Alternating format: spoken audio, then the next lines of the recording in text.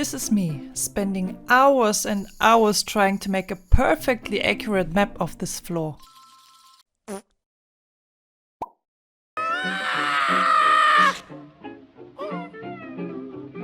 Okay, let's check on the group. One has to pick a new class, one is still learning how to operate properly.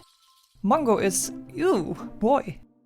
And Carl, sorry, not sexy enough for close-ups. He made the top 10. Good for you! Pfft. And lovely Mordecai is, holy crap, frog, what's that? Okay, I'm fine. Carl gets a new book. It's a book with tips and tricks of past crawlers to survive the dungeon. The admins don't know of this book's existence, and they can't detect it as long as Carl is taking a strategic dump. Meanwhile, yo, Katja! Boring! She's told to change, well, basically everything. Wow, that hurt my soul. Now, drum roll, please. New Katja. I've yet to introduce the Desperado Club. It's an important room where important stuff happens. And where these two work. Aw, look at them, with their little bow ties and their missing pants. I can almost forgive Matt to have changed lovely Mordecai into a toad. Almost. Carl hasn't blown up stuff in a while, probably getting all itchy in his little brains. So he blows up a train, which gets him actual information. Turns out, just a fool would derail a train in this fragile ecosystem. Here is what I think I understood. The whole thing is a giant messed up system. The tentacle thingies run a drug empire. Every 5 stations, the monsters get their fix. Miss your stop, you either die and go full Angry Golem mode, or you hit stage 1 withdrawal. Which still sounds like full Angry Golem mode, but in a different outfit. Alright class, eyes up here. I need your 2 remaining brain cells to cooperate for about 20 seconds. Now, this part is important. For every undead monster that dies, soul crystals spawn different variants of ghouls. All these fresh ghouls possess the convenient instinct to march straight toward the train yards. There, automated carts scoop them up and dispose of them. Good. Keep that information alive for another 30 seconds. I believe in you. As for the trains, the operating crew clocks out right before the final stop and teleport back to the beginning of the line. The empty train gets dumped into the void, a brand new train rolls out of the factory, and the whole system resets. So, derail a single train and... Can't wait to get my next shot! Yay! Not only that, repair carts can't use the rails, and crawlers remain stranded on stations. Then we meet Donut's idol Heckler and her minions. She asks Carl for help. We gotta help her, Carl!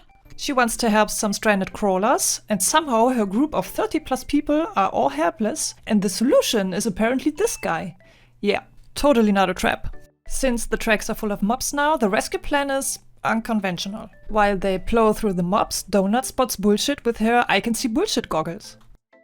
Heckler secretly shot Katja with an invisible bolt. Maybe because it's invisible, you absolute weapon. Katja turns normal, Carl yanks out the bolt, and Donut... Pew pew. But she survives. Can't let this character die this early, right? Right? Well, that was unexpected. Let's switch to something more positive. Meet Gary. Oh, poor Gary. Because of some side quest he's in, he comes back after dying. Coincidentally, Carl needs his hands for his new plan. So...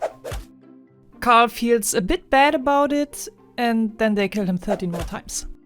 Poor Gary had to suffer to save stranded crawlers yet again. Professor Carl wants to explain. The trains only go one way. Unfortunately, all the stairwells are at lower numbered stations. So once you go too far, you're stranded. Carl cheats with portals. He first sends off the first card for wreckages and mobs, and minutes later the second for crawlers. But something is still sus. Things are still missing or not adding up.